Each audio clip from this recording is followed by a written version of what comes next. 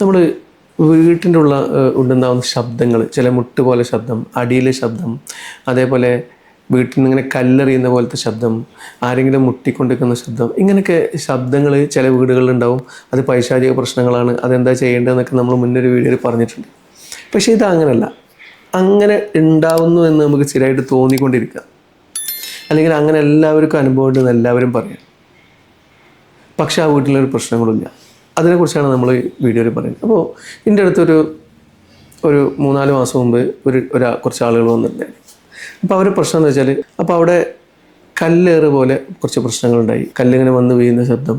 ഒരു ദിവസം ഒരു സ്ത്രീ അത് കേട്ടു. അവർ പിന്നെ രണ്ടാമത്തെ ദിവസം അവർക്ക് അത് കേട്ടതായി തോന്നി. അങ്ങനെ പിന്നെ അവർ ആ റൂമിൽ തന്നെ നിന്നിട്ട് വേറൊരാളെ ഫോൺ ചെയ്ത് പറഞ്ഞു. അവർ വന്നു, എന്നിട്ട് വീടിൻ്റെ ചുറ്റും നോക്കി. അപ്പോൾ അവിടെ ഇല്ല. അങ്ങനെ ഇവർക്ക് പിന്നെ കുറച്ച് ദിവസം കഴിഞ്ഞതിന് ശേഷം അവർക്ക് ആരോ ഇങ്ങനെ വീട്ടിൻ്റെ മേൽഭാഗത്തൂടെ നടന്നു പോണ പോലെ തോന്നി. അവർ ഇതേപോലെ ഫോൺ ചെയ്തു, ആളുകളൊക്കെ വിളിച്ചു വരുത്തി. അപ്പുറത്തെ വീട്ടിലൊക്കെ തിരഞ്ഞു. ഇവർക്ക് ചാടിപ്പോയി എന്ന് തോന്നുന്ന ഒരു സ്ഥലത്ത് ഇവർ ചെക്ക് ചെയ്യുകയൊക്കെ ചെയ്തു. പക്ഷെ അങ്ങനെയൊന്നും ഉണ്ടായില്ല. പക്ഷേ ഇവരെ സംബന്ധിച്ചിടത്തോളം ആ വീട്ടിൽ ശബ്ദം ഉണ്ടാകുന്നുണ്ട്, വേറൊരാൾക്ക് അങ്ങനെ കേട്ടു എന്ന് പറഞ്ഞു, വേറൊരാൾക്ക് വേറൊരു ശബ്ദം ഉണ്ടെന്ന് പറഞ്ഞു, വേറൊരാൾ ഇതിൻ്റെ മുന്നിലൊരു കല്ല് വന്ന് വീണെന്ന് പറഞ്ഞു. അങ്ങനെ ചുരുക്കി പറഞ്ഞാൽ ആ വീട്ടിൽ ഇവർക്ക് താമസിക്കാൻ ഒരു സുഖമില്ലാതായി.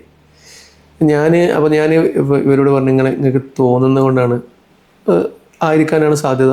ഇതങ്ങനെ നിങ്ങളെ സംസാരം കേട്ടിട്ട് എനിക്കങ്ങനെ ഇതൊരു പ്രശ്നമുള്ളതായിട്ട് തോന്നുന്നില്ല. അപ്പോൾ അവരെന്നോട് പറഞ്ഞു, ഞങ്ങളൊരു കാര്യം ചെയ്യും, തങ്ങളേതായാലും നമ്മൾ വീടൊന്ന് വന്ന് കാണി, എന്നിട്ട് നമുക്കൊരു തീരുമാനത്തിലെടുത്താമെന്ന്.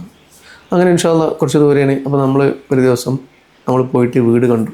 അപ്പോൾ ഞാൻ ആ വീട്ടിൽ പോയപ്പോൾ ഭയങ്കര രസം എന്താ വെച്ചാൽ, ഈ ഒരു പ്രശ്നം ഉണ്ടായതിന് ശേഷം അവിടെ എല്ലാ വീട്ടിലും ഇപ്പോൾ നമ്മൾ സാധാരണ ഉണ്ടല്ലോ ഒരു 5 വരി 6 വരിയല്ല നമ്മൾ മതിൽ കെട്ടുക. അവിടെയൊക്കെ 7 വരി 8 വരിയുണ്ട്. അപ്പം ഒരു വർഷത്തിൻ്റെ ഉള്ളിലാണ് ഈ മതിലുകളൊക്കെ പൊന്തിയത് നമുക്ക് മനസ്സിലാക്കാൻ പറ്റുമല്ലോ നമുക്ക്. ഇപ്പോൾ അതുവരെ കെട്ടിയ കല്ല്, പിന്നെ അവിടെ നിന്ന് പുതിയതായിട്ട് കെട്ടിയ കല്ലൊക്കെ കണ്ടാൽ നമുക്ക് മനസ്സിലാവും. അതേപോലെ ഇടയ്ക്ക് വഴികളുണ്ടായിരുന്നു. നമ്മൾ പരസ്പരം വീടുകളൊക്കെ അങ്ങോട്ടും ഇങ്ങോട്ടും കടക്കാനുള്ള വഴികൾ അതൊക്കെ ബന്ധാക്കിയിട്ടുണ്ട്. അപ്പുറം അടിച്ചിട്ടുണ്ട്, ഇപ്പുറം അടിച്ചിട്ടുണ്ട് എല്ലാ വീട്ടിലും.